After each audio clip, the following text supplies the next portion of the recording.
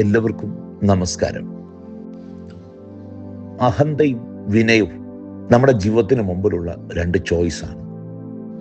Ezra Taft Benson എഴുതുന്നു, pride is concern with who is right, humility is concern with what is right.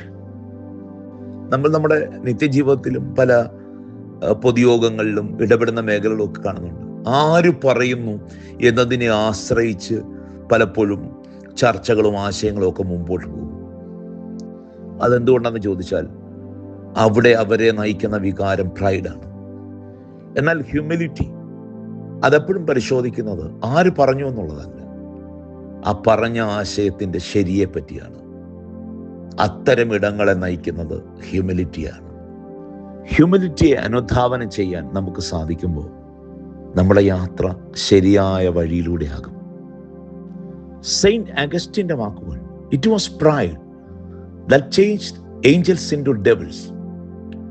It is humility that makes men as Angeles.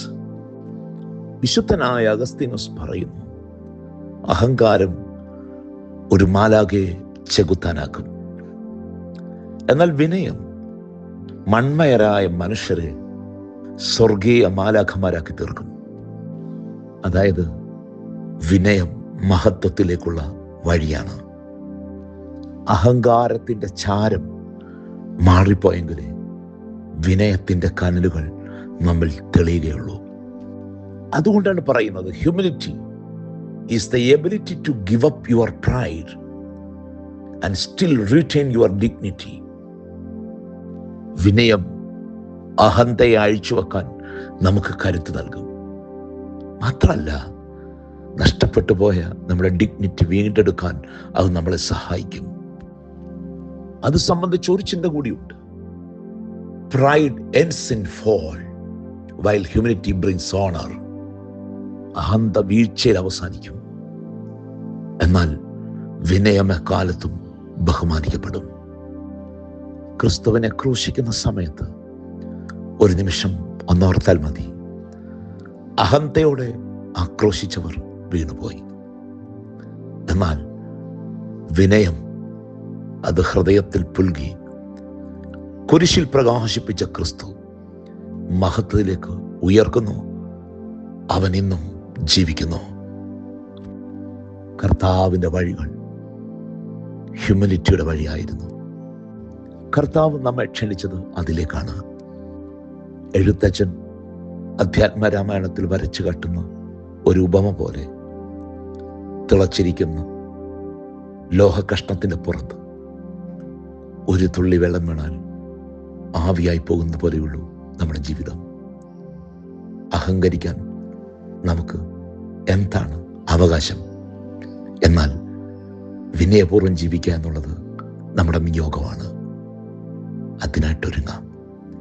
കർത്താവേ, ഒന്നിനെക്കുറിച്ചും അഹങ്കരിക്കാൻ ഞങ്ങൾക്കിടയാകരുതേ. 1 പത്രോസ് 5-ാം അധ്യായം 5-ാം വാക്യം, എല്ലാവരും തമ്മിൽ തമ്മിൽ കീഴടങ്ങി താഴ്മ ധരിച്ചുകൊള്ളുവിൻ. ദൈവം നിഗളികളോട് എതിർത്ത് നിൽക്കുന്നു, താഴ്മയുള്ളവർക്കോ കൃപ നൽകുന്നു. ഒരു നിമിഷം ഹൃദയ കണ്ണുകളെ കർത്താവിലേക്ക് ഉയർത്താം.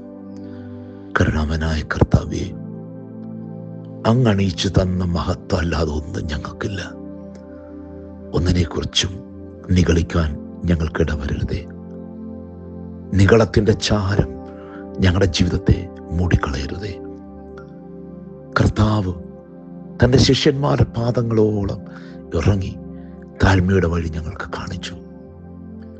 കുരിശ് വിനയത്തിൻ്റെ വഴി ഞങ്ങൾക്ക് ഒരുക്കി തന്നു. കർത്താവ് ഒരുക്കിയ വഴിയിലൂടെ സഞ്ചരിക്കുവാൻ ഞങ്ങൾക്കിടയാകണമേ.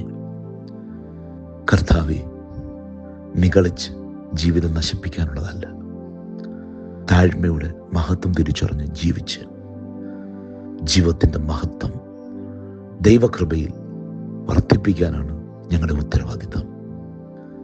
അതിനായിട്ട് ഞങ്ങളെ സഹായിക്കണമേ. ജീവിത വഴികളിൽ പലപ്പോഴും ഞങ്ങൾ നിഗളിച്ചു പോയിട്ടുണ്ട്.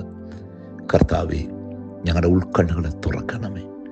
ആയിരിപ്പിതാവിൻ്റെയും പുത്രൻ്റെയും പരിശുദ്ധാത്മാവിൻ്റെയും നിസ്തുല നാമത്തിൽ തന്നെ ദൈവം തമ്പുരാൻ എല്ലാവരെയും അനുഗ്രഹിക്കട്ടെ.